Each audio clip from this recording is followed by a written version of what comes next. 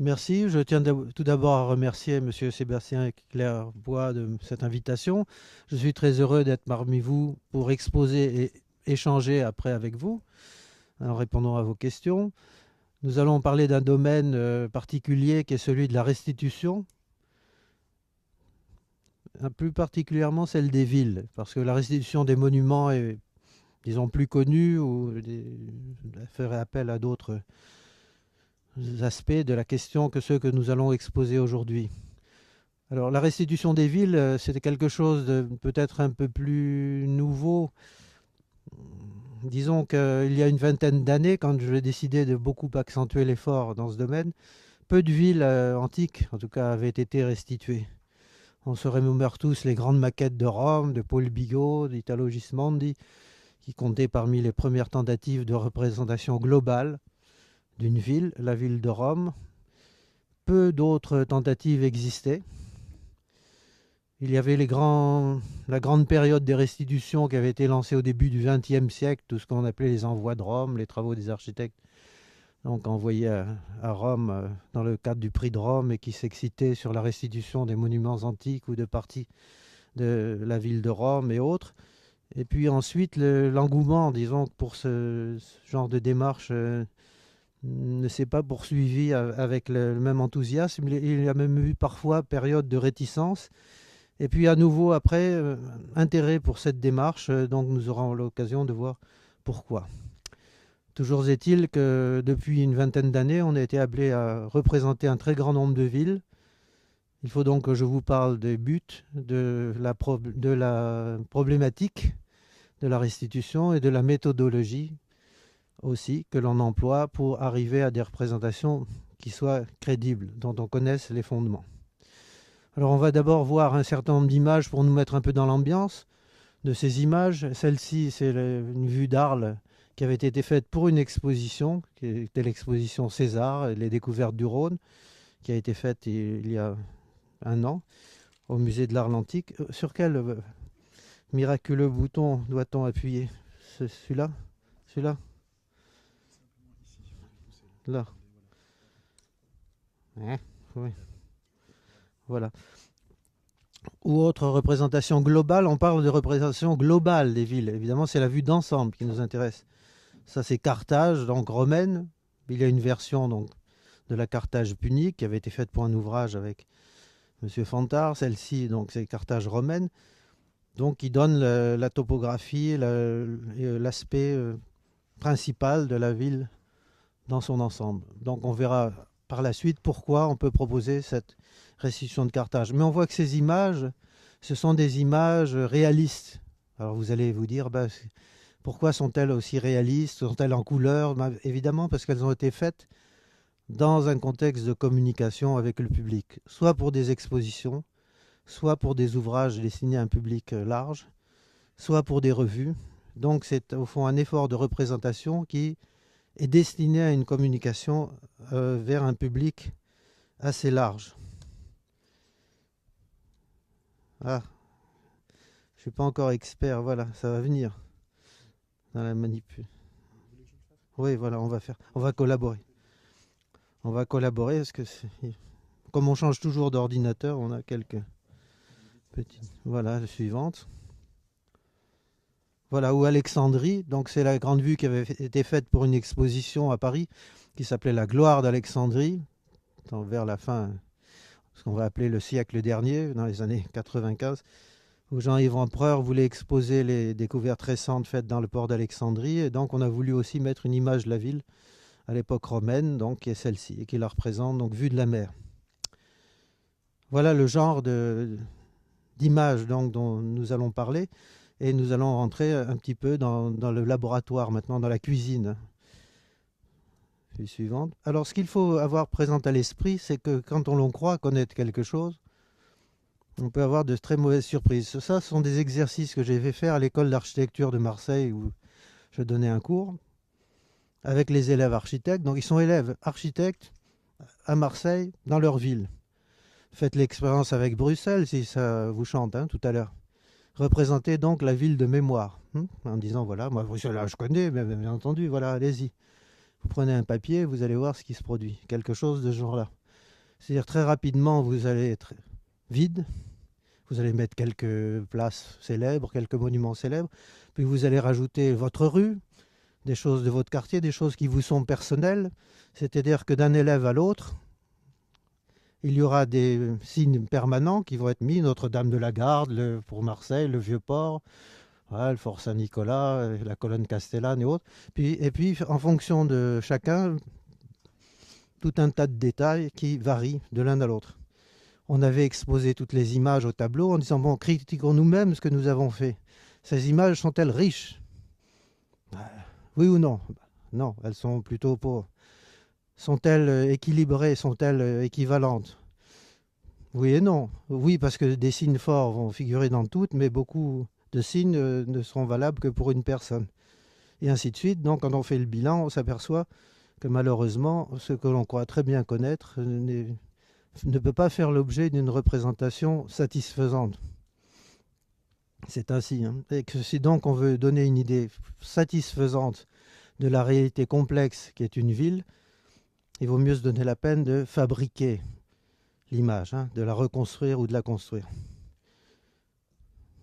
Alors, si l'on veut arriver à reconstruire l'image d'une ville, l'expérience montre qu'il faut tenir compte, si on veut la faire, et qu'elle ressemble, comme un bon portrait robot ressemblerait au visage de l'individu, hein, du suspect que l'on recherche, il faut qu'il y ait des signes majeurs, qu'on appelle les déterminants, que je propose d'appeler les déterminants, les signes déterminants. Car dans les signes, tous ne sont pas équivalents. Certains sont essentiels à la ressemblance et d'autres sont secondaires. Alors pour un individu, les signes essentiels, ce serait le contour du visage, la forme du nez, des yeux, de la bouche, des oreilles. Voilà. Il faut avoir au moins une idée de cela pour que le portrait robot ait des chances de ressembler à l'individu. Pour un site, on va d'abord tenir compte de la topographie du paysage. Alors, quand elle est très forte, ici on a un site qui s'appelle Hierapolis de Phrygie, Pamukkale aujourd'hui en Turquie, très célèbre par ses fontaines pétrifiantes que l'on voit au premier plan, et puis son paysage de montagne. Donc le paysage est très important, comme ça peut être le cas à chaque fois pour d'autres sites qui sont dans des territoires particulièrement expressifs. Si la ville est au bord d'un fleuve, c'est le cas d'Arles l'antique, ben voilà, on a le fleuve, on a un terrain plutôt plat, on est dans un autre contexte. Donc topographie et paysage comptent parmi les premiers signes déterminants. Évidemment, il faut, par le dialogue avec les archéologues qui étudient le site, ne pas se tromper, c'est-à-dire avoir une idée de la topographie du paysage dans l'Antiquité, puisque parfois, comme vous le savez, le paysage a subi des modifications très grandes. Si on pense à Éphèse, si on pense à Utique, des sites qui étaient des ports et aujourd'hui qui sont tels qu'on ne voit même plus la mer quand on a les pieds sur le site. Donc il faut tenir compte de la topographie, bien entendu, antique, ou du moins de ses grandes caractéristiques. Autre point fort qu'il faut avoir, c'est une idée du contour de la ville. On a vu Arles tout à l'heure, on a une enceinte dont le parcours est à peu près connu. Quand on n'a pas d'enceinte, parfois l'archéologie au moins nous donne la position de toutes les nécropoles qui entourent la ville et qui permettent de cerner l'étendue urbaine. Ça, c'est le cas de Sufetula ou Zbeitla, donc en Tunisie. Donc on peut donc cerner. Une partie du site est toujours visible, bien connue. Une partie est occupée par l'agglomération actuelle, mais est connue. On a pu repérer la position des nécropoles. Donc, et on a une idée de l'extension et de la forme, du contour de ce visage dont on parlait tout à l'heure. Dimension, extension, forme générale de la ville. Comme autre signe caractéristique, déterminant, point fort, c'est une idée de la trame urbaine. Est-ce que cette trame urbaine, comme c'est le cas ici, est régulière? Bon, c'est évidemment le cas le plus facile. On l'a vu pour Carthage ou pour Alexandrie ou pour Sbeitla. Quand la création est franche, et pratiquement d'un seul jet, même si la ville a une histoire plus ancienne, mais qu'enfin la recréation à l'époque romaine est franche, est une opération d'un seul jet, on va avoir affaire à une trame régulière. Parfois, ce n'est pas le cas. On va voir pour l'image suivante. On voit encore pour Tingad, évidemment, la trame, la création de la ville sous Trajan. C'est pratiquement le tracé d'un camp romain avec ces rues extrêmement régulières, l'enceinte qui a été affranchie par la ville par la suite, et les extensions deviennent irrégulières. Ce qui apparaît à la suite de la création, évidemment, perd la régularité de la fondation. Mais enfin, là, on est dans des trames bien connues et des sites pour lesquels on connaît bien l'ensemble du tracé urbain. Alors, la chose est plus complexe quand le tracé n'est pas régulier. Alors, c'est le cas de Tougga ou Douga en Tunisie, où là, on a affaire, ou ce serait Rome, le cas de Rome aussi, où l'histoire de la ville est tellement ancienne qu'elle s'est transformée par rapports successifs et que finalement, elle conserve dans sa mémoire, hein, ces rues conservent la mémoire de la trame ancienne. Alors pour Douga, qui est une ville numide, qui a continué à évoluer à l'époque romaine sans rupture, avec même une communauté double, un statut double, on a petit à petit donc transformation à l'époque romaine du centre urbain d'abord, création de temples à l'intérieur d'îlots de la ville, de thermes, et on a donc une ville qui se romanise, qui s'équipe à la romaine sur un tracé numide préexistant, en plus dans un terrain très accidenté. Et donc on a des rues sinueuses que l'on connaît bien pour toute la partie qui est figurée avec insistance ici dans l'image, moins bien pour la partie qui est ébauchée, qui est figurée de façon plus légère. On a figuré de façon plus légère les îlots, mais les voies elles-mêmes, le tracé des rues est connu. Donc on a quelque chose de radicalement différent des villes à tracé régulier que l'on avait tout à l'heure. Alors dans ce cas-là, l'image de restitution, il faut qu'on puisse la caler sur la partie connue quand même du tracé irrégulier. Parce qu'on ne peut pas faire tout l'ensemble de la ville, toute la partie basse par exemple de ce site qui existe. Il faudrait une superficie 2 fois plus grande au moins que celle de l'image pour représenter toute la partie basse de la ville qui est moins bien connue et on ne s'aventure pas à le faire car il ne faut pas que l'image que l'on va faire contienne trop d'incertitudes. C'est-à-dire il faut que l'on puisse s'accrocher sur les signes forts pour que l'essentiel de l'image, tout ce qu'elle montre, tout ce qui est structurant au moins, soit appuyé sur des signes dont on dispose.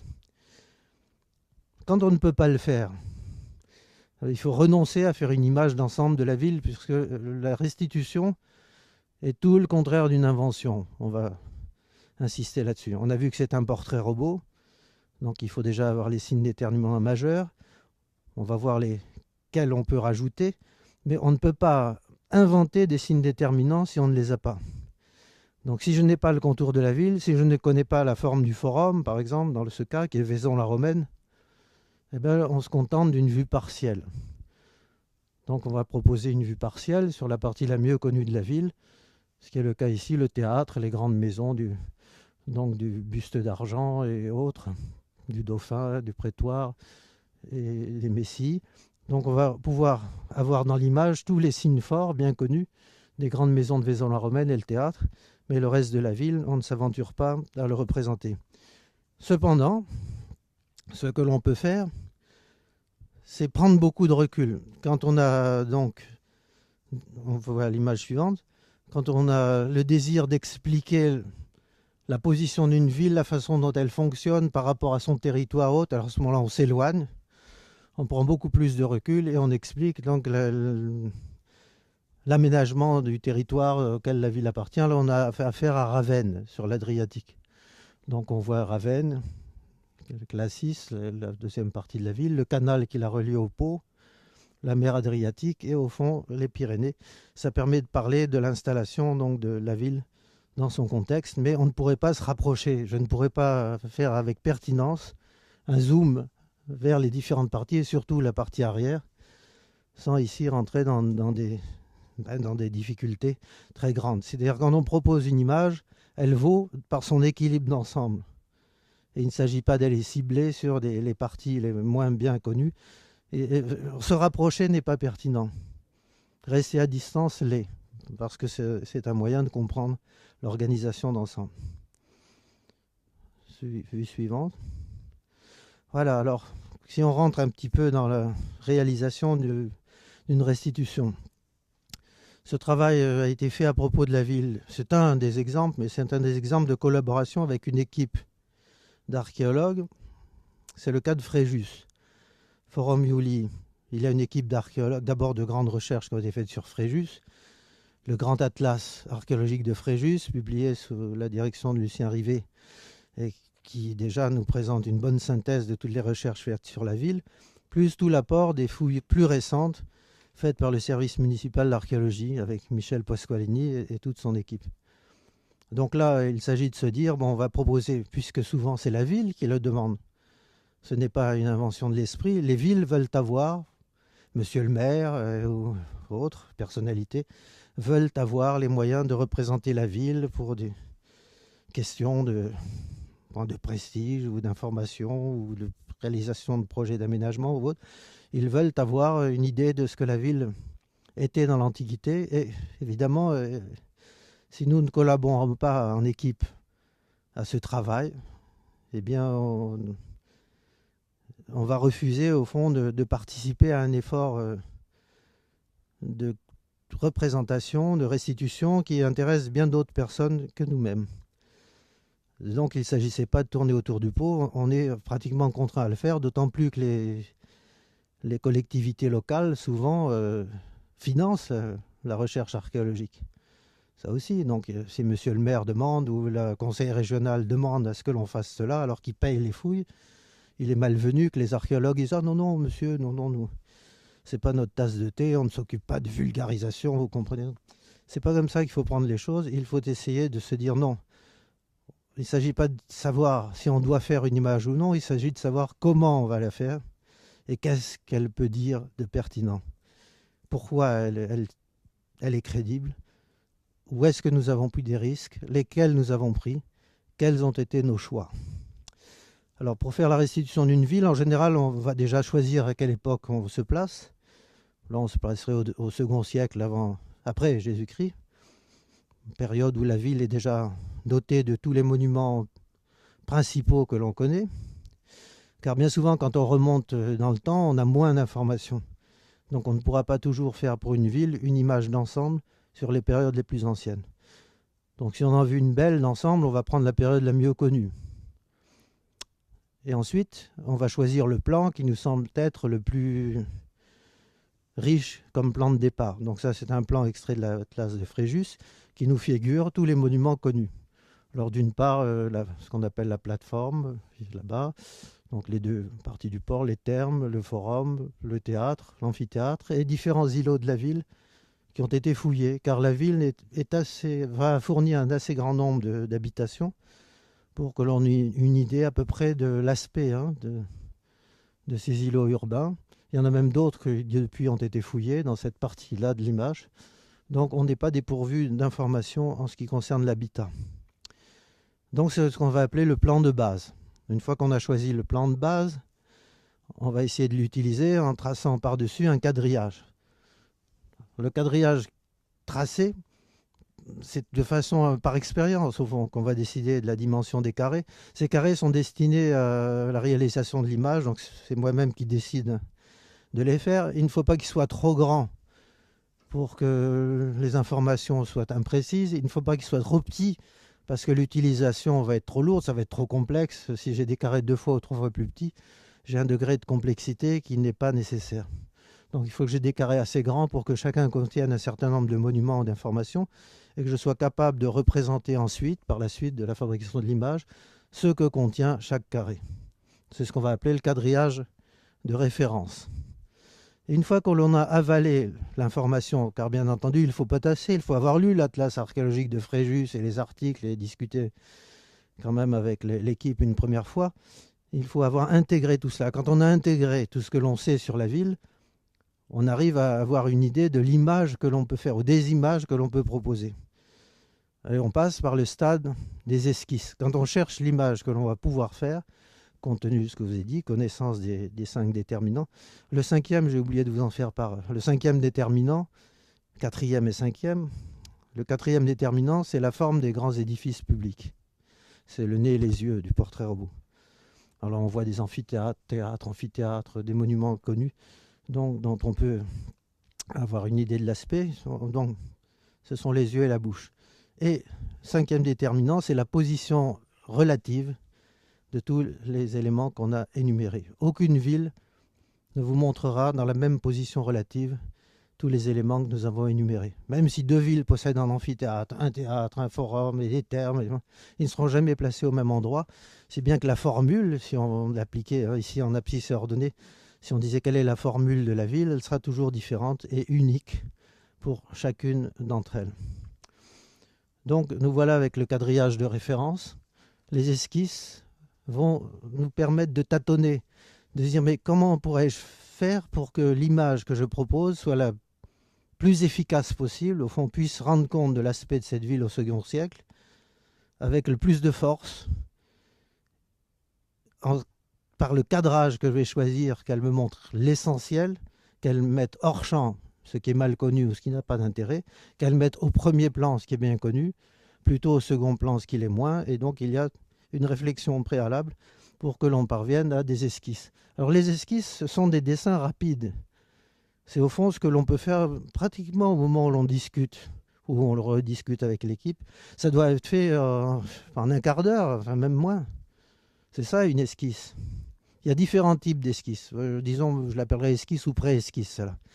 Et c'est pourtant celle-là qui est essentielle. C'est ce stade-là qui est essentiel, parce que c'est là qu'on va choisir le cadrage, la hauteur du point d'observation, que l'on va au fond définir toutes les caractéristiques qui seront celles de la future image. En se posant des questions, donc on peut en faire 1, 2, 3, 4, 5 esquisses, pour se dire on va en voir 2, donc il y a celle-ci et une suivante, pour se dire, ah ben non, c'est mieux si je me mets un petit peu plus haut, un peu plus à l'est ou à l'ouest, jusqu'à se dire, ben voilà, finalement, maintenant, voilà comment je vais me cadrer. Donc ces carrés sont immatriculés, donc en abscisse et en ordonnée, et on voit que notre quadrillage de référence, qui était tracé sur le plan, initialement, cette fois, il est en perspective. Voilà. Et que donc sur ma feuille, quand je vais passer à la réalisation du dessin définitif, je vais prendre ces lignes de fuite, les mettre sur ma feuille, régulariser les carrés évidemment de façon parfaite pour qu'ils soient vraiment en perspective. Et puis ensuite, le jeu, ça va être de représenter dans chaque carré ce qu'il contient, en faisant attention, s'il y en a, aux différences de niveau. Car si la ville est parfaitement plane, bon, très bien, on remplit les carrés, on restitue la hauteur des édifices. Si le terrain bouge, monte, il faut produire évidemment un décalage en hauteur, donc il faut régler notre affaire pour étager les édifices et respecter les caractéristiques du relief. Allons-y. Alors une fois que l'on a pu régler notre affaire, il s'agit donc de représenter tout ce que contiennent les carrés en restituant les monuments et en restituant les îlots. On va examiner successivement ces deux situations. En ce qui concerne les monuments, donc on peut reprendre secteur par secteur. Par exemple, celui du monument qu'on appelle la plateforme, qui est une grande demeure, peut-être la demeure de l'amiral. Enfin, en tout cas, ce n'est pas une maison ordinaire de la ville, c'est une sorte de palais assez grand avec une cour à péristyle centrale, des petites thermes intégrées en position haute sur la ville.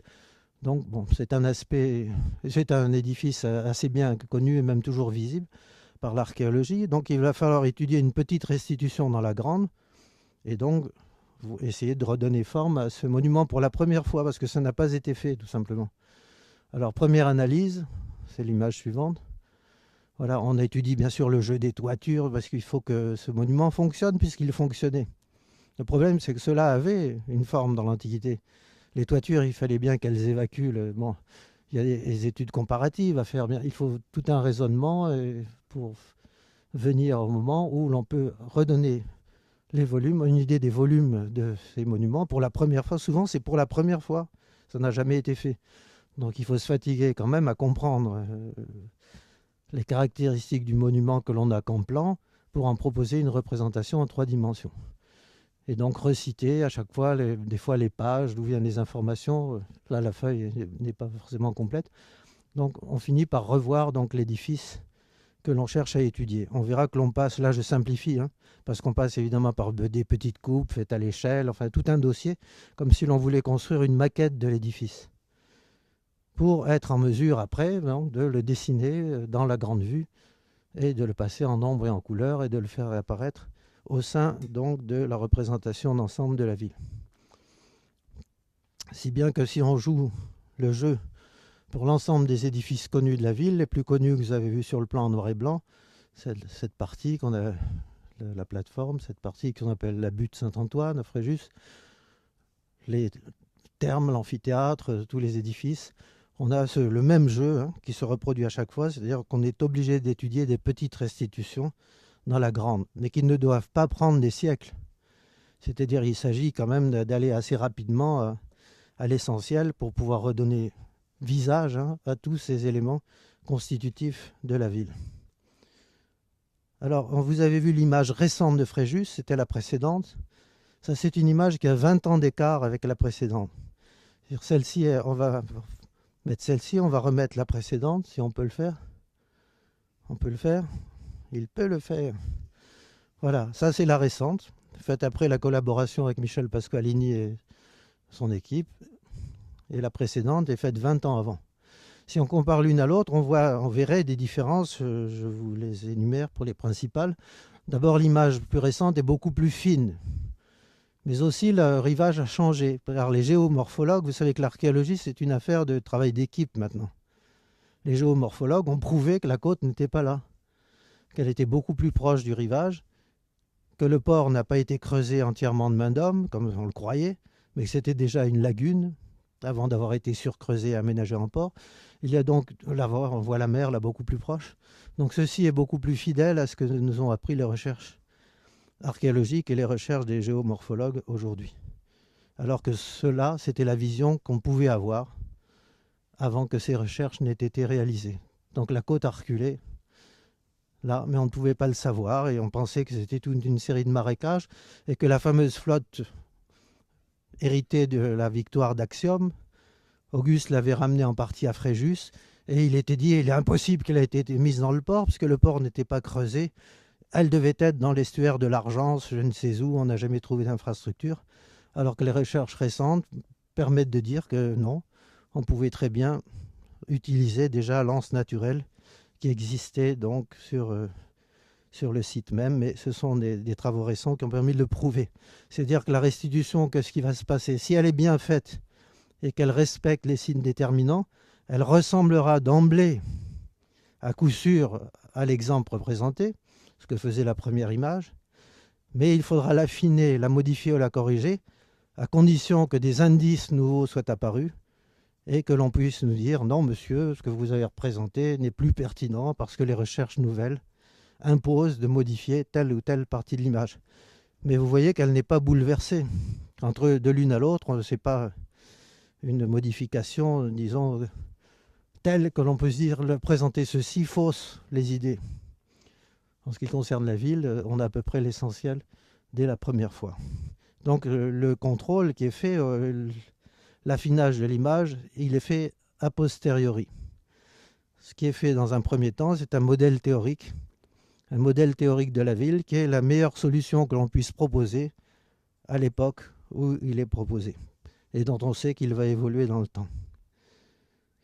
Alors, quand on fait une image de restitution, surtout destinée à des livres de grande diffusion ou à des projets ou disons la présentation à un public, il faut aussi des options fortes. Il faut dire je vais vous proposer l'image de telle ville en vous mettant sous les yeux ses caractéristiques essentielles fortement. Bon voilà, alors Cuicul, Djémila, c'est une ville de montagne, voilà, qui est dans un contexte de montagne et voilà. Ne pas mettre les montagnes, c'est une erreur en termes de langage, puisque c'est essentiel à la compréhension de la topographie de la ville, voire même de l'histoire de la ville. Vous savez bien que le lien entre la géographie et l'histoire est extrêmement fort. Et que faire abstraction ne pas tenir compte de l'un par rapport à l'autre est une erreur, n'est pas pertinent. Voilà. Donc il est pertinent de mettre ce qui a du sens, c'est-à-dire le relief, ici, des montagnes. Autre option fort de l'image, si je veux dire Lutèce. Ah, Lutèce, ben, voilà, c'est une ville qui vit avec la Seine, qui est née de la Seine. On voit l'île de la Cité, on voit Lutèce, qui correspond à peu près au quartier latin actuel. Les recherches sur Lutèce sont suffisantes pour qu'on puisse vous garantir que les signes forts de cette image sont connus et que celle-ci ressemble à la réalité que l'on évoque. Voilà, donc c'est une ville de fleuve, elle est liée sur la Seine, elle est née de la Seine, là voilà. On reconnaît la butte Montmartre et les grandes boucles de la Seine. Donc l'essentiel de ce qui caractérise cette ville est présent dans l'image, avec la Bièvre qui arrive ici. Pour Lyon, alors plus fortement, ville de confluent, une vue générale de Lyon, c'était vraiment dire, c'est le Rhône en bas, la Saône en haut, et la butte de Fourvière, ici la colline de Fourvière, à l'origine de la ville. Donc l'image contient tout ce qui va permettre de personnaliser et caractériser cette ville. Pour une première image, car souvent on va dire pourquoi faites-vous des vues générales? Bon, on fait des vues générales pour commencer, parce qu'on va aller du général au particulier. On va commencer à faire une vue générale pour que les gens se repèrent dans l'espace. Parce qu'ensuite, si on veut passer sur l'Odéon de Fourvière ou le théâtre ou sur le secteur de l'amphithéâtre, on va pouvoir faire comprendre où l'on est, où l'on va, par où on va descendre progressivement vers le niveau d'utilisation, le niveau du sol. Mais dans un premier temps, c'est l'image d'ensemble qui manque. C'est celle-ci qui manque le plus, souvent, pour commencer. Ou si on vous dit Ostie, ben oui, Ostie c'est un port, voilà. Donc voilà le port. Donc quand vous avez cette image, on comprend, puisqu'au premier plan, il y a la fameuse grande jetée, entièrement artificielle. Donc ça permet de parler des grands travaux qu'il a fallu faire sur un terrain qui ne comprenait pas, disons, les caractéristiques géographiques nécessaires à l'installation d'un port. Donc tout ceci, c'est un travail de main d'homme pour réaliser un port dont on savait qu'il allait s'ensabler. Donc c'est un mauvais choix au point de vue technologique, mais un bon choix au point de vue stratégique et politique, puisque ça permettait pendant des siècles, en tout cas, d'avoir un port tout près de Rome, qui a rempli son rôle et qui donc évitait de ravitailler la ville de trop loin, par Pouzol et autres ports beaucoup plus éloignés de la ville. Donc on a le port de Claude ici, avec la statue de Néron. On pourrait commenter longuement l'image, puis le port de Trajan en arrière, avec la ville de Portus. Ou autre question que l'on demande à l'image dans son ensemble, c'est de nous dire, remettons-nous bien dans une compréhension des espaces. Bon, Saqqara, on voit, c'est la nécropole de Memphis. Voilà, l'image vous dit ça. Memphis, à l'époque où elle est représentée, on peut le faire, parce qu'on connaît le temple de Ptah, les différents édifices. On a une proposition de représentation de la Memphis par rapport à sa nécropole, parce que sinon on a Saqqara tout seul et ce n'est pas pertinent dans le contexte qui nous intéressait. Alors on en vient maintenant à des questions diverses et variées. Parmi les questions diverses et variées, cette fameuse représentation du tissu urbain. On a ici pour Fréjus, je rappelle, dans cette partie de la ville, par les maisons figurant en jaune, celles qui sont connues par l'archéologie. Il y en aurait d'autres un peu plus loin. Bon, elles vont nous servir à définir les caractéristiques, dans ce quartier et dans d'autres, des maisons de cette ville, connues en tout cas, pour extrapoler au reste de la ville. Alors quand on me dit « Ah mais monsieur, si vous faites ça, vous allez fausser les idées », et je réponds « Non, je suis désolé, on ne fausse pas les idées en faisant cela. » Parce qu'on parle des choses qui ont du sens. Quand vous examinez un palmier, un marronnier ou un if, vous n'allez pas vous chercher à savoir quelles sont toutes les feuilles de cet arbre.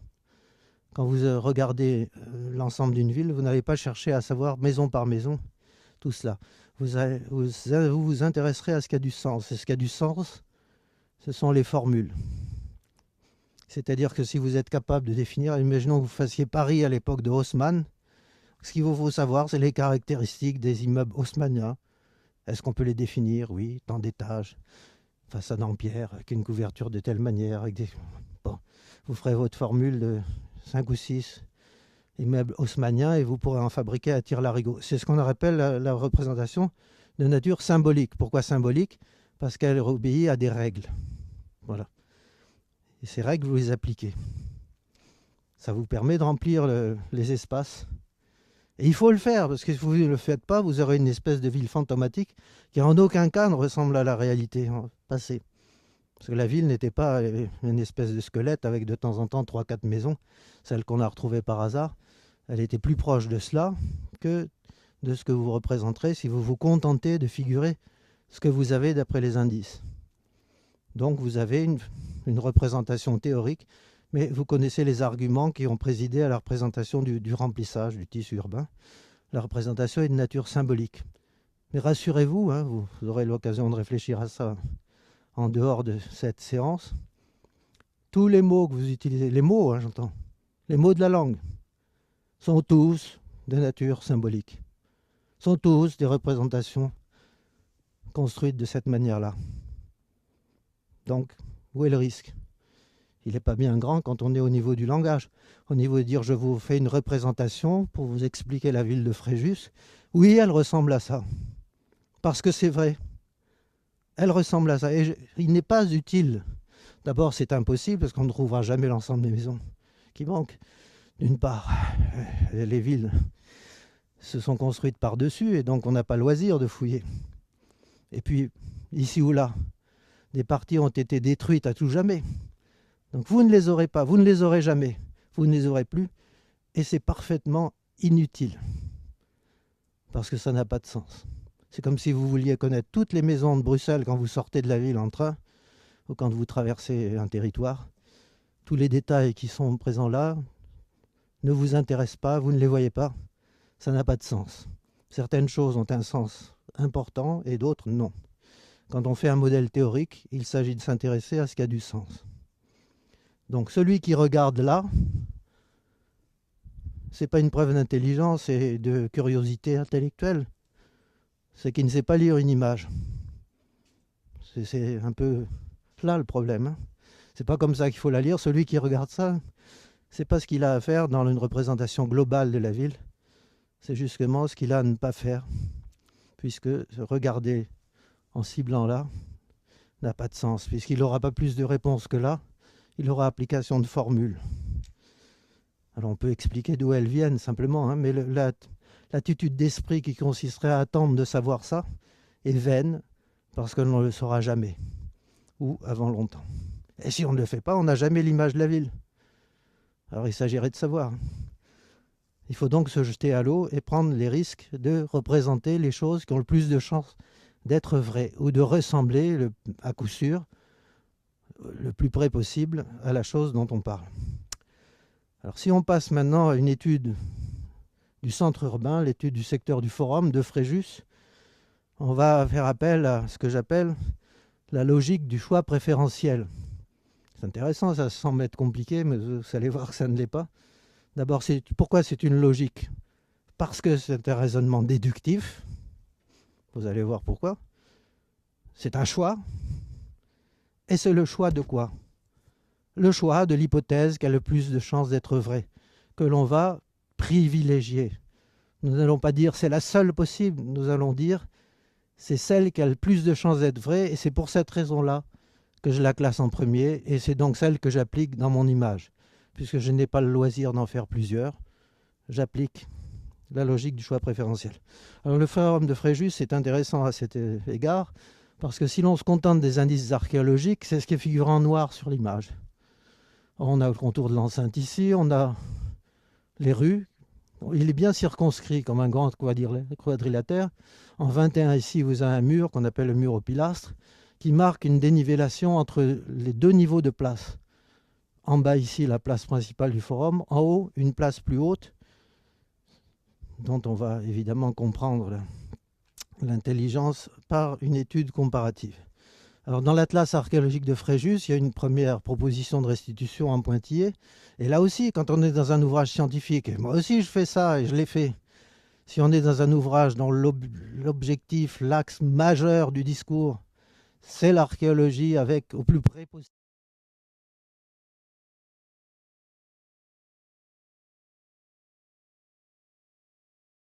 possible des données de terrain. Alors évidemment, on va être prudent, on va faire des pointillés, on va faire quelque chose, donc, parce que c'est normal, on est dans l'axe du discours. Si l'on veut aller plus loin pour dire monsieur le maire ou autre, je vais représenter la ville telle qu'elle était au second siècle avant Jésus-Christ, on va aller plus loin, mais sur des bases scientifiques. Donc si je veux aller plus loin que ce qui a été fait dans l'Atlas archéologique de Fréjus, on voit qu'il y a même des points d'interrogation. Est-ce l'espace du temple, l'air sacré du temple? Est-ce l'espace du forum? La basilique est-elle là? Prudemment, évidemment, les archéologues ont laissé des points d'interrogation. Alors pour aller plus loin, qu'est-ce qu'il faut faire? Eh bien, il faut faire une étude comparative pour dire est-ce que j'ai des arguments qui me permettraient de faire pencher la balance d'un côté ou de l'autre. Alors c'est l'image suivante, on va faire défiler toute une série de forums romains. Bon, il y en a quelques-uns, il y en a bien plus que ça qui sont connus. Il faut faire très attention à l'échantillon que l'on prend. Car quand on fait une étude comparative, encore faut-il comparer des choses comparables. Vous connaissez suffisamment l'histoire et l'archéologie. Il ne serait pas pertinent de comparer ces forums de Gaule, disons Gaule, Germanie, Hispanie, Italie, avec l'Orient. Parce qu'on va perturber, on va avoir un échantillon disparate, on va dire des bêtises. Donc on se concentre sur les provinces et les parties pour lesquelles l'architecture des centres urbains, du forum, est comparable. En évitant d'avoir un échantillon, disons, qui soit hétérogène. Et ensuite, on va établir des statistiques. On va dire, si on en prend, on en a au moins une trentaine. Dans ce cas-là, là, bien sûr, je ne les figure pas tous. Et on va se dire, bon, quels sont les différents cas? Le forum est comme cela. On s'aperçoit effectivement qu'il est souvent composé de deux parties avec un grand temple dans une aire sacrée. On s'aperçoit que la basilique est parfois en extrémité de forum, parfois intermédiaire entre deux places, parfois sur le côté. Si vous essayez d'établir statistiquement, le cas dominant est de très très loin. C'est la basilique en extrémité de forum. Je n'invente rien, moi, on constate. On constate que c'est le cas dominant et de loin. En seconde position vient la basilique intermédiaire entre deux places et très rarement la basilique dissymétrique placée de côté. Alors sur mon forum de Fréjus, est-ce que le cas dominant peut s'appliquer? On va voir. Oui, parce que j'ai bien le mur avec les deux, le mur ici, dont j'ai les indices qui séparent les deux places. Le grand temple, il est le cas dominant. Donc je peux supposer qu'il existe, d'autant plus que dans l'histoire des recherches à Fréjus, des structures extrêmement puissantes ont été remarquées au XIXe siècle, au moment de la construction d'un hôpital, ont été démolies avec extrêmement de difficultés. Pas d'observation archéologique à l'époque, donc on n'a pas les relevés qui nous permettraient de savoir ce qui devait exister, c'est-à-dire les structures de fondation de ce grand temple, mais c'est le cas dominant. En tout cas, une place vide n'aurait aucun sens.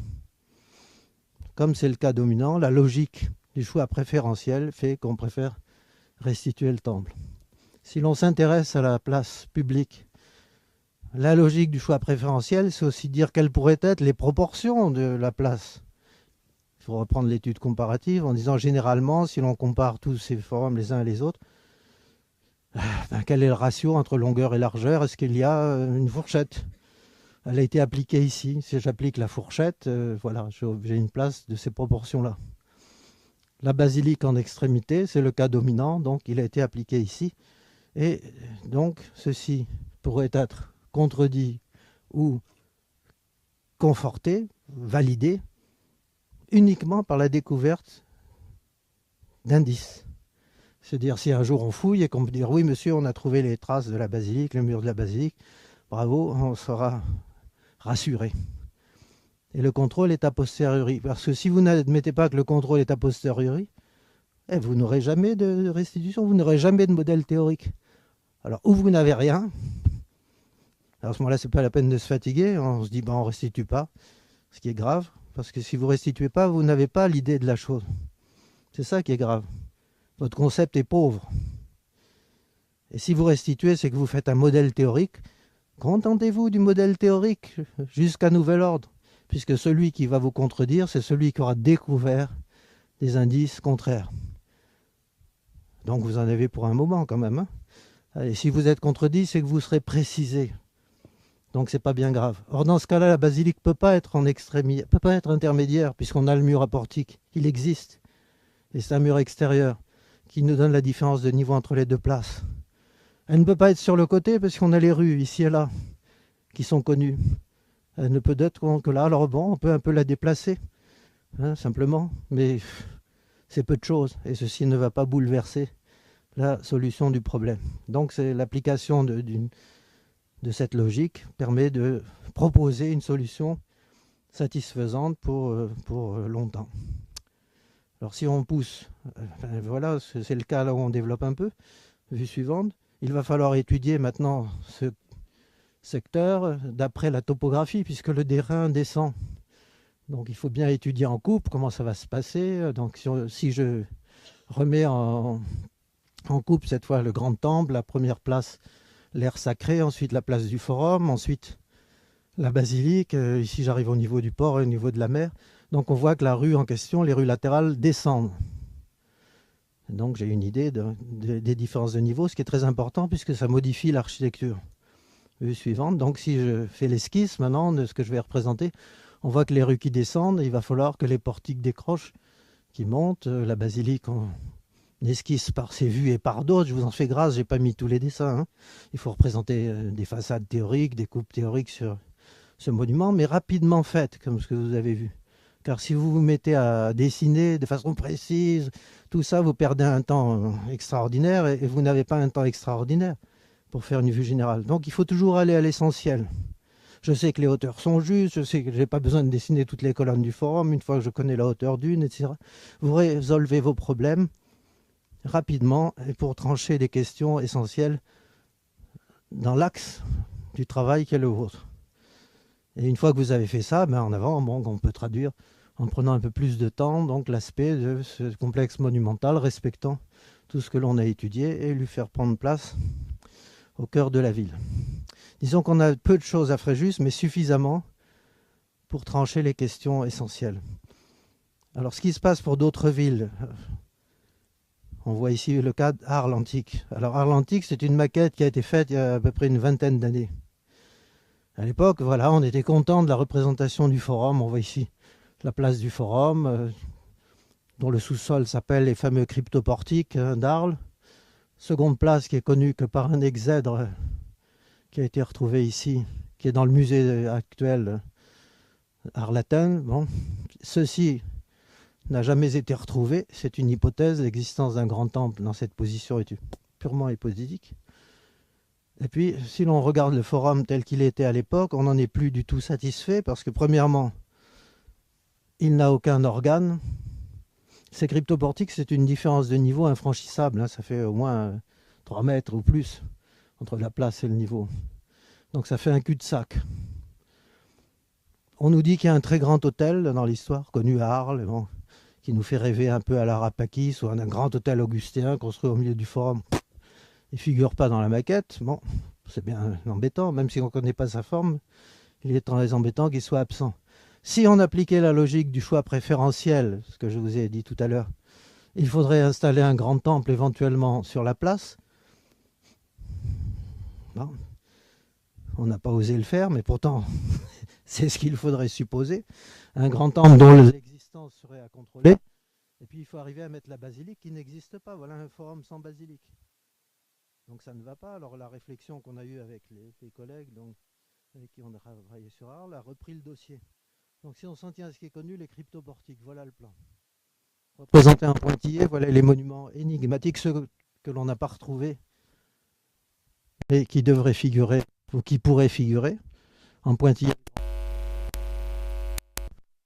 on voit ici que l'espace dont on dispose, puisque le trait il est juste là, vous le voyez mal sur la diapo, le retour est là.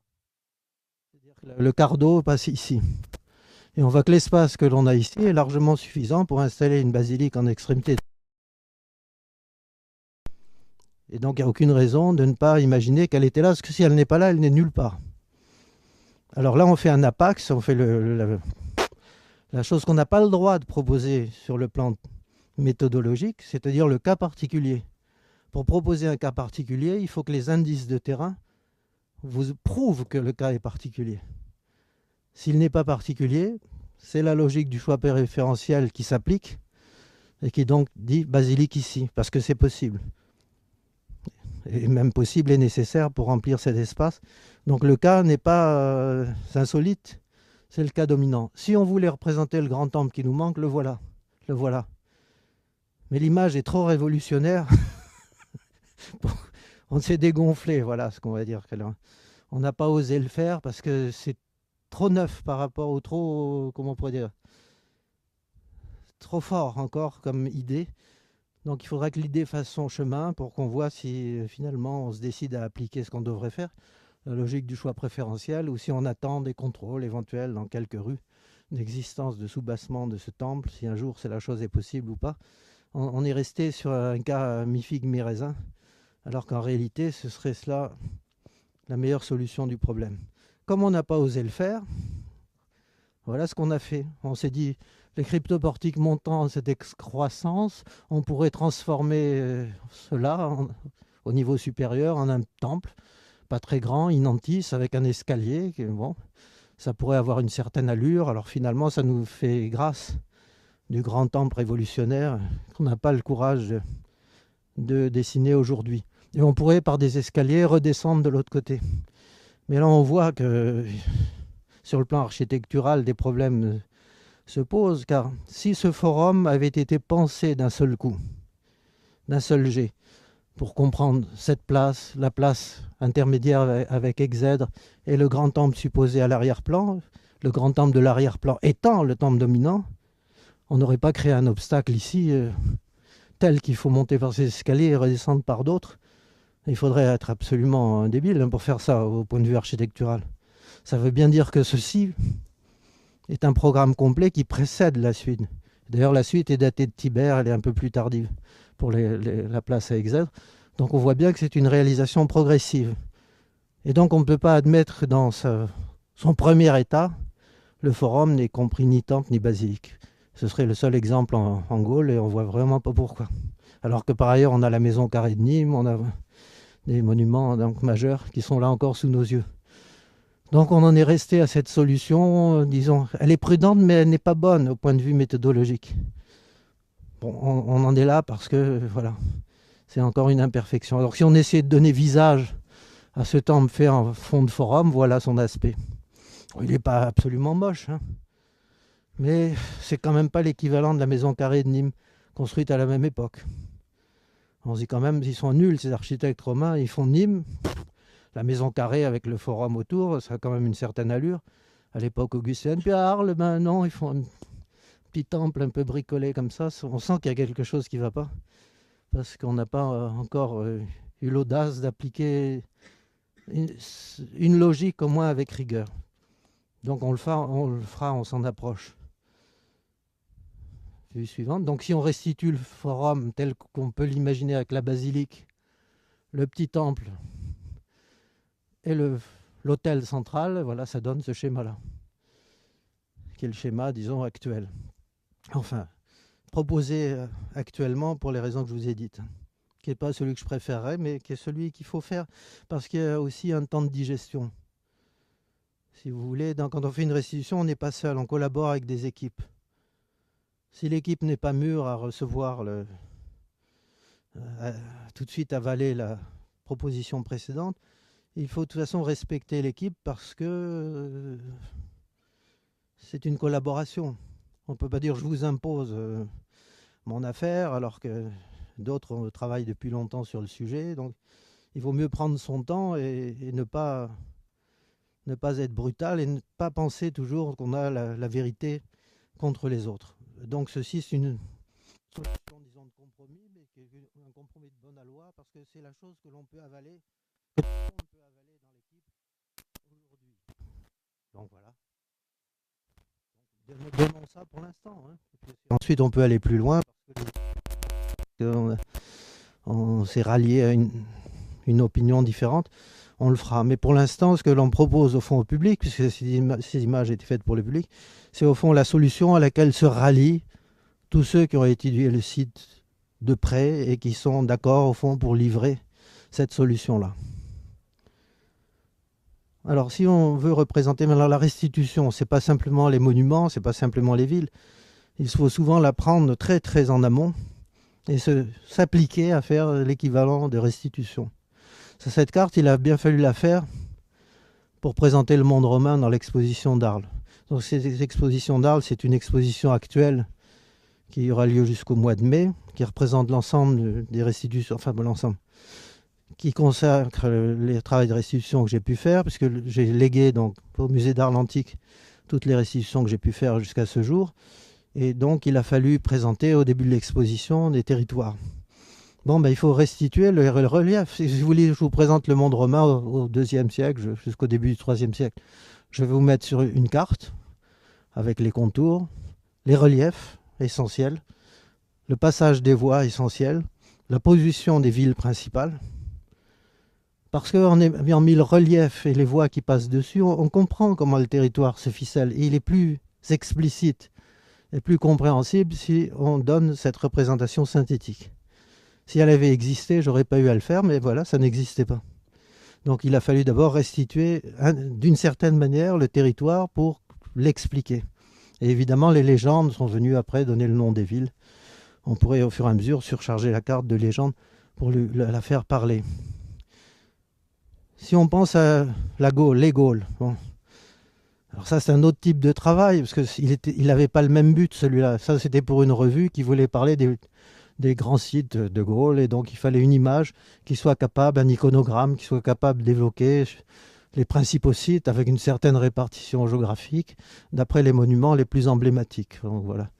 Donc c'est une carte à icônes, autre type de document que l'on peut être appelé à fabriquer quand on veut s'adresser donc au public.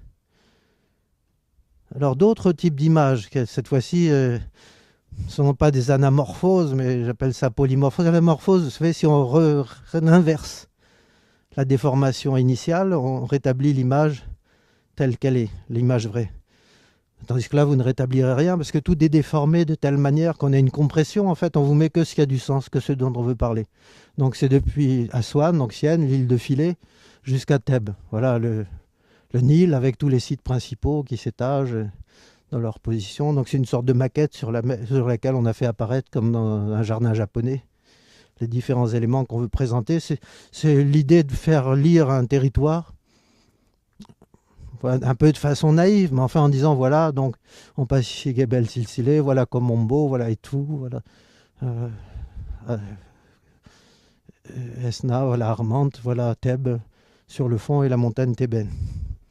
C'est un moyen de dire les choses. Mais évidemment, il faut être là dans le contexte du grand public. Vous imaginez bien, je ne vais pas mettre ce genre de choses dans une publication scientifique. Alors, l'autre niveau de représentation, quand on va du général au particulier, c'est ce qu'on a vu, c'est la représentation de la ville dans son territoire. Bon. Donc là, le cas de Pompéi. Alors là aussi, là, ça a fait objet de débat. « Ah, mon pauvre ami, tu reprends Pompéi, mais il y avait eu le tremblement de terre de 62, comme si je ne le savais pas. Je sais bien qu'il y a eu le tremblement de terre de 62, mais dis-moi où. Dis-moi ce qui est cassé. Ah oui, le temple d'Isis, on sait qu'il est cassé, oui, il est en cours de restauration. Et là, qu'est-ce qu'on va faire ? On pourrait représenter une ville abîmée, arbitrairement abîmée, et on en sait encore dans la représentation symbolique. Qu'est-ce qu'on gagne ? Moi, j'aimerais bien le savoir. Je peux vous faire un Pompéi abîmé, de façon symbolique. Moi, je veux bien, hein, mais on n'y gagne rien. Alors bon, on l'a mis, c'est bien sûr, c'est faux, on l'a mis bien conservé, après la mort tremblement de terre de 62. Et pourtant, il est plus intéressant de savoir ça que de présenter des choses abîmées par hypothèse, de façon symbolique. Il s'agit de savoir ce que l'on veut privilégier. Alors si l'on passe à un niveau plus bas, c'est la représentation du quartier. Donc là, on fait d'autres images avec leurs esquisses, avec leur étude particulière. Donc c'est le quartier du théâtre et de l'Odéon couvert et du cryptoportique du quadriportique transformé en caserne de gladiateurs. Le fameux forum triangulaire qui sert de gymnase en fait, accessible, relié à la caserne. Donc, et l'ensemble, et le temple d'Isis, et les autres temples et maisons de ce quartier bien connu. Alors évidemment, là, on est dans un cas idéal, puisque tout est connu.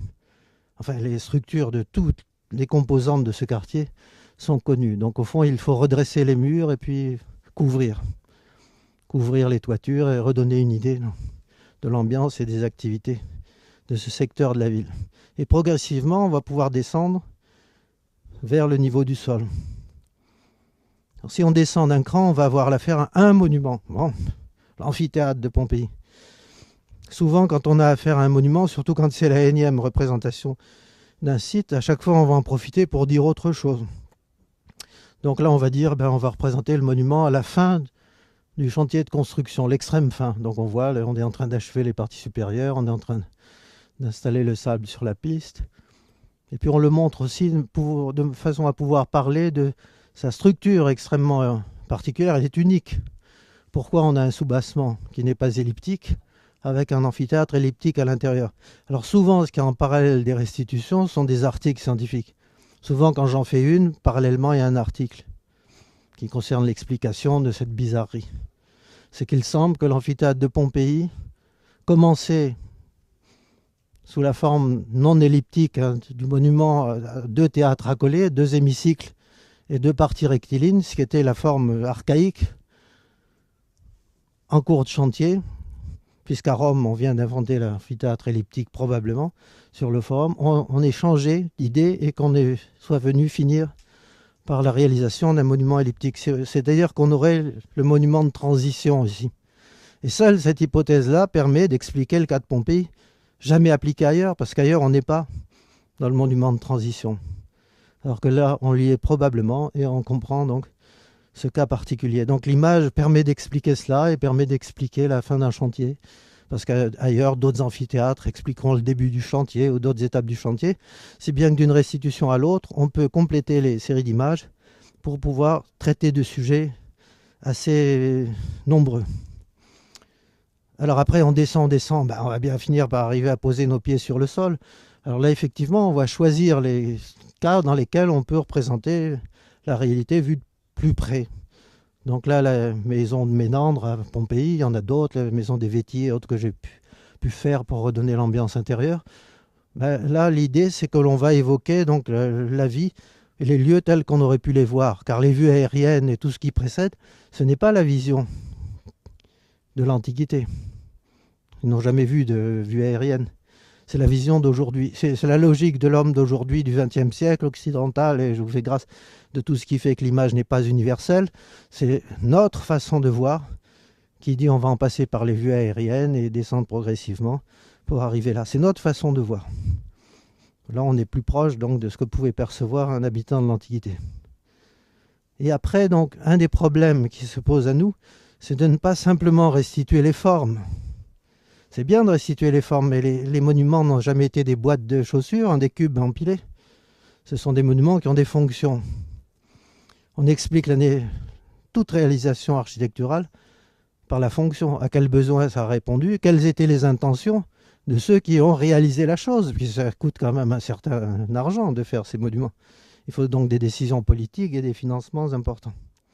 Donc se préoccuper de savoir quelle est la fonction du monument est essentiel. Et il faut que l'image de restitution nous donne une idée du fonctionnement. Alors quand vous donnez une idée du fonctionnement, là c'est le cas des thermes de Constantin à Arles et de la basilique, mise au premier plan parce qu'elle venait d'être traitée et publiée, c'était les travaux de Marc Hegemann à l'époque, donc il fallait mettre la basilique en premier plan puisque c'est ce dont on parlait récemment. Si on avait traité des termes, on aurait évidemment inversé l'image, ils auraient été au premier plan et la basilique à l'arrière-plan, donc voilà. Mais il faut remettre des personnages. Qu'est-ce qu'on leur demande?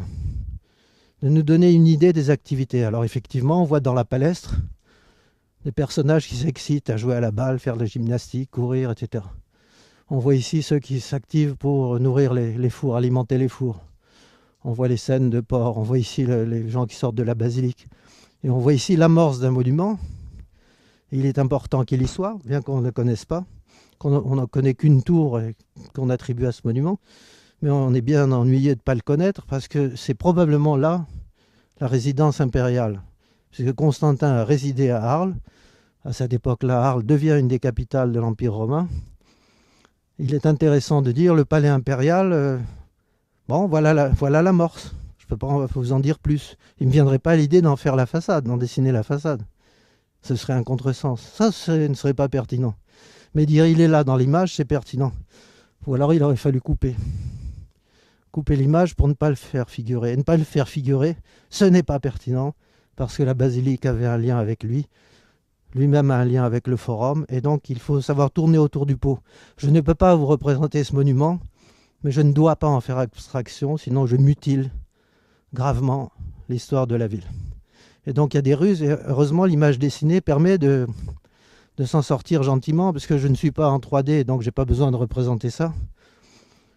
Je résous mon problème par le cadrage, et j'ai donc une solution à proposer qui avec les moindres risques. Alors ce problème des personnages est important, on le rencontre souvent, et souvent aussi on les voit sous ces formes de fourmis, car dans ce que j'avais à faire, il m'était dit, je peux le faire, je l'ai fait plus tard. Je vous citerai des exemples. Je pouvais dessiner des personnages, mais déjà dans le milieu, je vous promets de me croire, que dans le milieu archéologique dans lequel je travaillais et autres, Là, on est à la limite du supportable. Hein, si aller plus loin, là, si je m'étais amusé à dessiner des personnages, là, vraiment, ça aurait été terrible. On m'aurait dit que je faisais de la BD, etc. Bon, la BD, bon, mais évidemment, c'est un autre genre. J'ai rien, moi, contre la BD. C'est un autre genre. Donc, c'est pas à nous d'en faire. Donc, pour dire je mets des personnages, c'est que ces personnages leur demandent de m'expliquer ce qui se passe. Déjà, ils donnent l'échelle.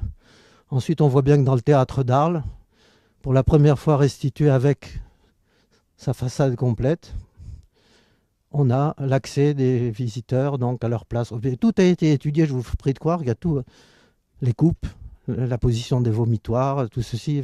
Il y a un dossier quand même assez épais. Avant d'arriver à une image comme ça, il y a du travail pour que la représentation soit fidèle, soit crédible en tout cas, et que le théâtre fonctionne réellement, pas pour une seule image, mais fonctionne comme si on avait voulu en faire une maquette.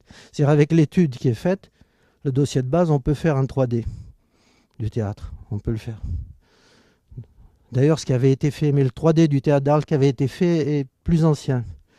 Donc la façade ne colle pas, enfin il y avait des modifications, des rectifications à apporter que cette image-là a apporté. Et en tout cas, il reprend une présence dans son quartier, parce que ça aussi c'est très important. On ne peut pas extraire un monument de son environnement, de son quartier. Il faut qu'il reprenne place dans la ville et qu'on voit le reste, qu'on voit la porte ici, l'enceinte, les maisons qui entourent, les rues qui entourent. Donc il faut qu'on le revoie. Bien sûr, ce qui est par derrière, le quadriportique avec le beau jardin, bon, ça c'est une proposition. Pour l'instant, on n'a pas pu avoir de confirmation archéologique de cela. Pour l'amphithéâtre, c'est la même chose. Il s'agit de représenter l'amphithéâtre d'Arles, bon, compte tenu de son implantation particulière sur un rocher, sur un terrain en pente. Bon, il est un terrain assez contraignant. À quel moment, comme j'ai représenté beaucoup d'amphithéâtres, pour celui-là, à Nîmes, on est dans le combat des gladiateurs. Là, on est à la fin des Vénationes. À la fin de la matinée, voilà, les animaux ont tous été oxy. On est en train de les évacuer, donc comme par la course de taureaux, en les traînant à l'extérieur, parce qu'on sait que c'est comme ça, on peut le démontrer en tout cas. Là aussi, c'est à l'appui d'articles scientifiques qui ont été écrits sur le sujet. Donc on illustre ce que l'on a dit par ailleurs dans les articles scientifiques. À ce moment du spectacle, on redescend les décors qui ont servi pour le déroulement des Vénationes, donc les monts de Charles redescendent les décors, on nettoie la piste et on va remettre tout cela en ordre avant les spectacles de l'après-midi. Donc on est à un moment de la vie de l'amphithéâtre. Évidemment, le vélum n'est pas entièrement déployé parce que s'il l'était, on ne verrait plus le public, on ne verrait plus la vie à l'intérieur de l'amphithéâtre. Donc il est en position intermédiaire, donc on ne l'a pas tiré sur l'ensemble parce que il ne serait pas pertinent de le faire. Voilà, on en dirait moins. Voilà, on en dirait moins. Et la règle du jeu, c'est en dire le maximum en une seule image, dans l'image fixe. Et on voit l'amorce du théâtre ici. Et donc voilà, le monument lui aussi remis dans son contexte.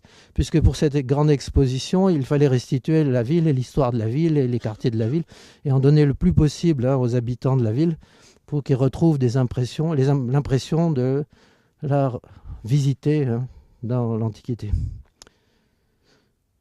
Alors après, ça c'était avec les collègues qui étudient le chaland. Il y a un chaland qui a été découvert dans les fouilles du Rhône, qui sera prochainement exposé au musée d'Arles. Ça fera l'objet d'une extension importante du musée. Et on s'est interrogé sur le fonctionnement du port fluvial. Alors je vous fais grâce, on est arrivé à comprendre que quand on descend le Rhône, c'est vraiment Trinquetail, le grand port. C'est-à-dire, hop, à rive droite, là, on débarque le maximum de choses. C'est Trinquetail, le grand port. Mais après, il faut remonter les bateaux. Ça ne veut pas dire que de l'autre côté, on ne peut rien débarquer. Il y a certainement aussi des bateaux qui peuvent accoster et décharger de l'autre côté.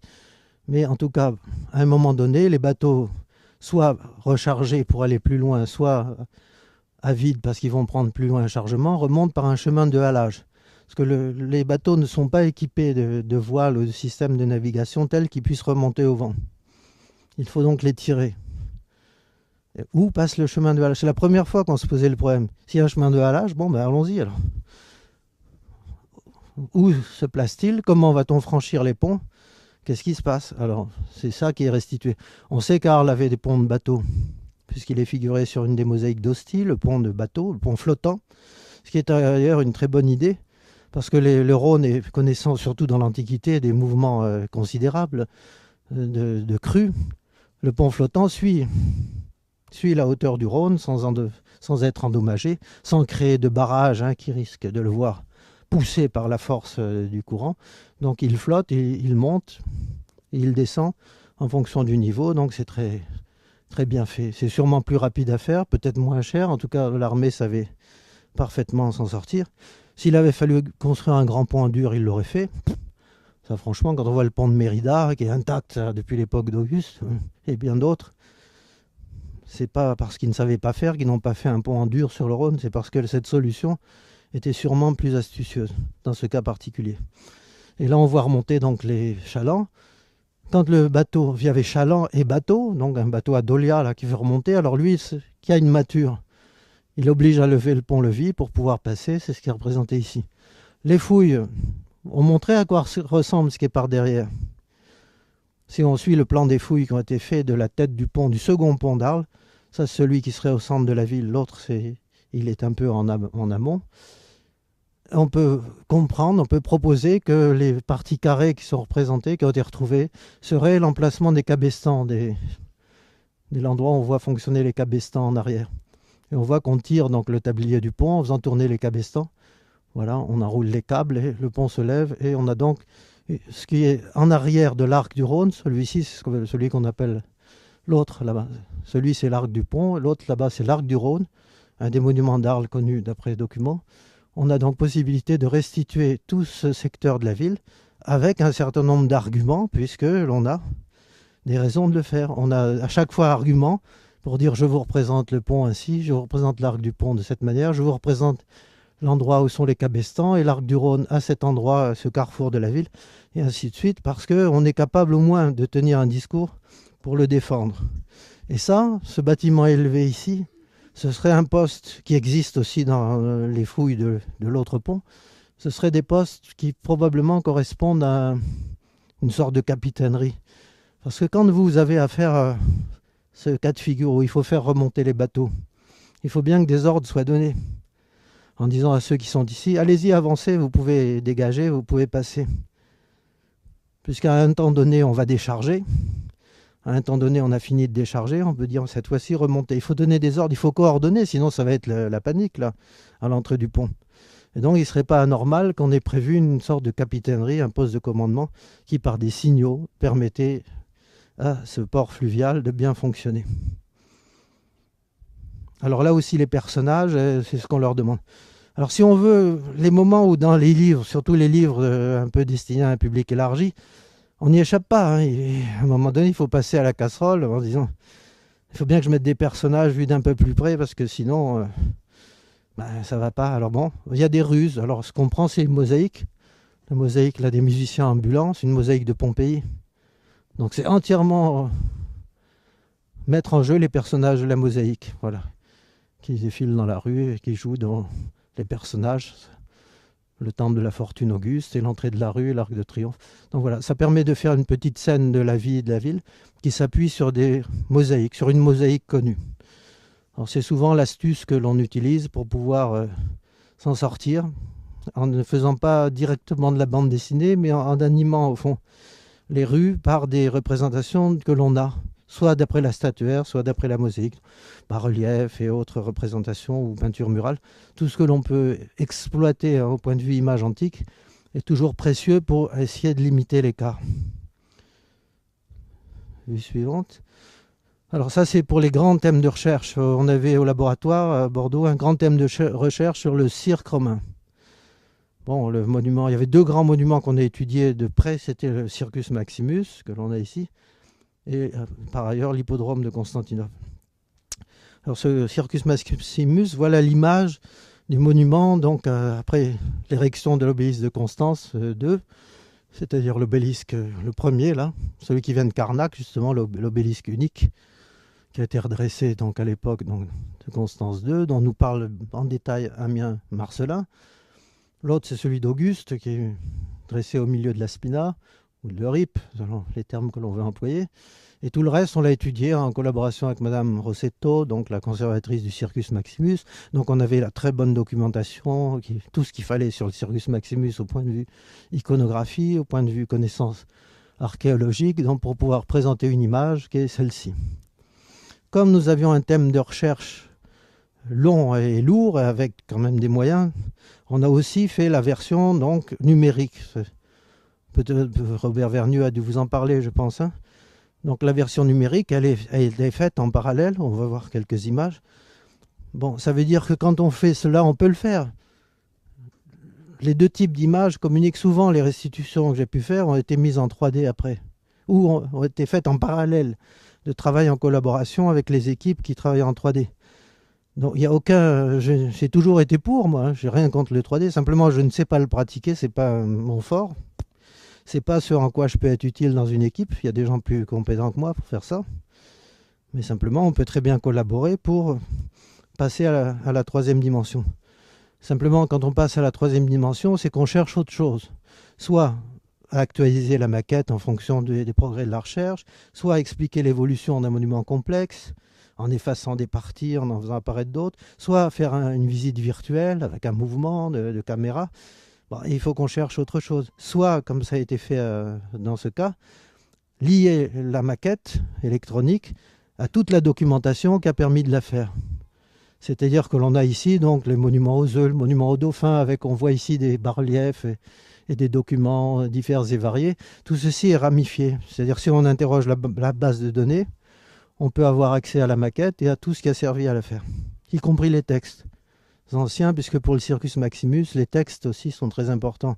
Ils nous révèlent parfois des caractéristiques du monument que par ailleurs les autres sources ne donnent pas.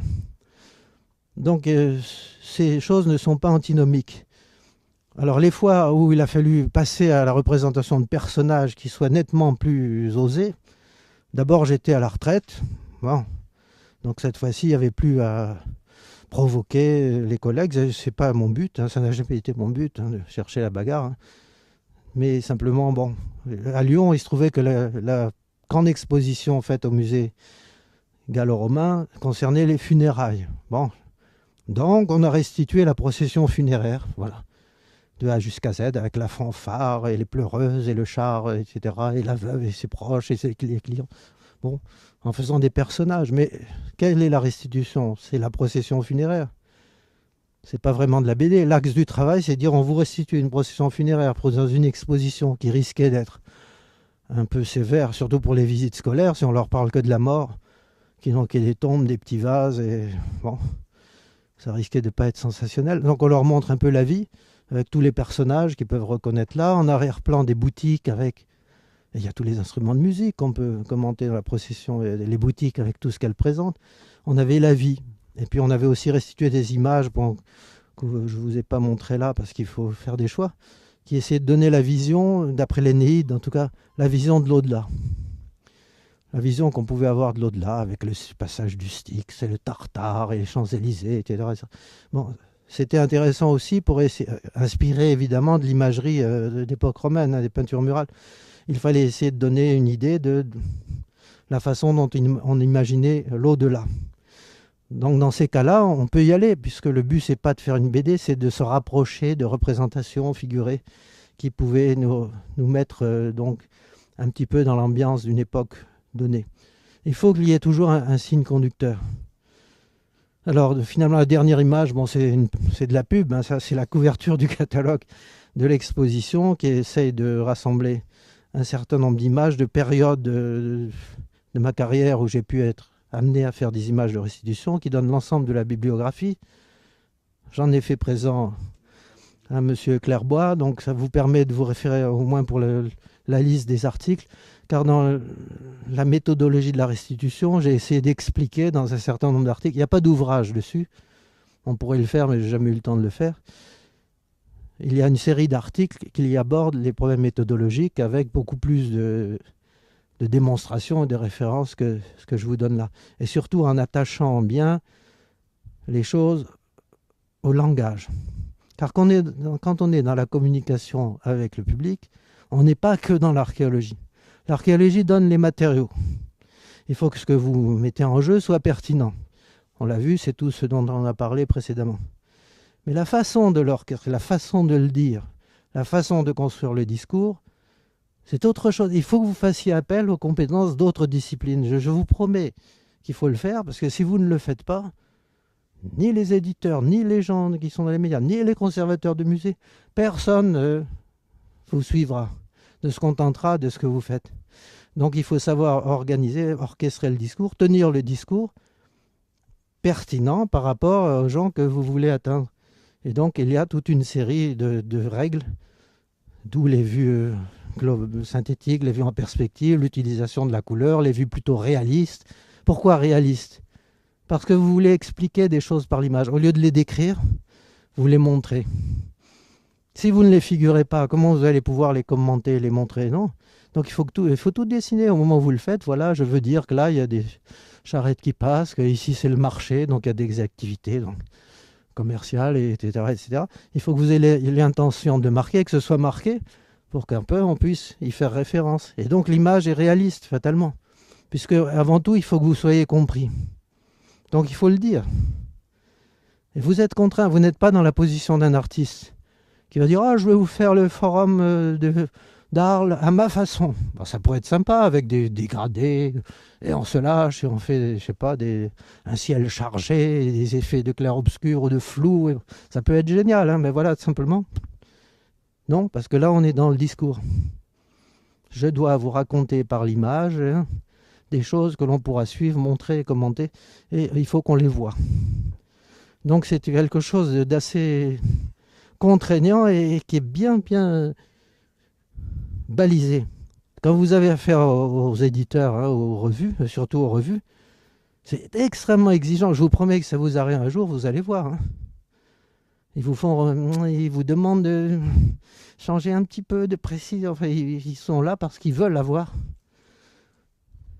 un message dont ils savent qu'il passera mieux. Et donc, voilà, il faut à nouveau collaborer avec les gens qui ont en main ces médias. Au fond, vous racontez la même chose. Le contenu est le même, mais la façon de le présenter n'est pas la même. Et donc, il faut savoir faire cela. Mais ce qui compte pour nous, ce n'est pas simplement le fait de communiquer, c'est le fait qu'essayer de faire le modèle complet, en disant je me force pour une première fois à aller jusqu'au bout et à avoir au moins une proposition à faire de mon site ou mon monument complète. Voilà, moi je me suis fait l'effort de le revoir pour la première fois et de le faire fonctionner. Je sais que je peux me tromper et je sais où, mais je l'ai fait. Et si je ne le fais pas, j'ai l'image que vous avez vue au début, hein, l'image de Marseille dépouillée. J'ai la certitude d'avoir quelque chose de très éloigné. Donc, il y a un empire entre les indices de base qu'il faut, puisque toute démonstration ne peut s'appuyer que sur des indices. C'est lui qui crie sa vérité, c'est lui qui est lié au réel. Il vous le faut. Si vous ne l'avez pas, vous allez pérorer à l'infini. Dans le domaine de l'icône, ce qu'on appelle l'icône, c'est-à-dire la chose qui est fondée que sur la simple ressemblance, vous ne pourrez trancher que par les indices, puisque eux ont un rapport de coexistence avec l'objet. Et vous êtes dans le domaine du symbole. Pourquoi? Parce que les trois quarts de ce que vous représentez est basé sur des formules que vous avez établies par l'étude d'exemples parallèles. Donc vous avez les trois niveaux, si vous connaissez pas, enfin les gens qui ont travaillé sur tout le domaine qu'on appelle la sémiotique et la pragmatique, qui sont les devanciers et leurs successeurs. Donc vous avez ces trois aspects du langage qui doivent être présents dans votre travail. Respect des indices fondamentaux, ressemblance iconique, puisque ce qu'on fait ressemble à ce dont on parle, et représentation symbolique, parce qu'on sait sur quelle formule, quelle recette, quelle démonstration on s'appuie. Eh bien, on ne peut pas faire mieux, et franchement, on peut s'en contenter, puisque je vous promets que tous les mots que l'on utilise, tous ceux que j'ai utilisés pour vous parler et tous ceux que vous allez employer pour poser vos questions sont de nature symbolique. Alors le risque, franchement, il n'est pas bien grand. Il vaut mieux se fatiguer à construire, à affiner nos concepts qu'à se poser le problème de savoir si l'image doit être opposée au langage verbal, ce qui est une absurdité, ou si l'image peut être supprimée, ou si le langage verbal doit être supprimé. L'un ne remplace pas l'autre. Ce sont différents modes d'expression et de représentation qui ont tous leur raison d'être et qui nous aident à nous exprimer, à concevoir et à nous exprimer. Il faut donc plutôt chercher à bien les mettre en phase, dessiner ce que l'on a du mal à décrire et écrire ce que l'on ne peut pas dessiner et savoir utiliser ces deux choses-là au mieux pour arriver aux représentations les plus satisfaisantes qui ne sont pas la vérité toute nue, c'est-à-dire la vérité, disons, qui irait jusqu'à la représentation fidèle et assurée du moindre détail, mais qui vous donne l'essentiel de ce que l'on peut proposer et retenir. Voilà, donc c'est cela le travail dont il m'intéressait de vous parler en ce qui concerne la restitution des villes. Et bien sûr, maintenant je vais arrêter. Je suis tout à fait prêt à vous répondre, voire à débattre. Ce serait très bien même qu'il n'y ait pas accord sur la recherche, c'est pas la messe. Hein. Donc si vous êtes d'accord, bon, tant mieux. Si vous ne l'êtes pas, c'est que vous n'êtes pas d'accord, il faut avancer vos arguments. Si vous demandez des précisions, il faut essayer de vous les donner. Et parfois, dans la discussion, on soulève des lièvres. On soulève des choses qui nous ont échappé, qu'on a omis qu'on n'a pas vu passer. Et donc, de ces discussions, souvent, sortent des idées enrichissantes pour tout le monde. Voilà, je vous remercie de votre attention et je vous écoute.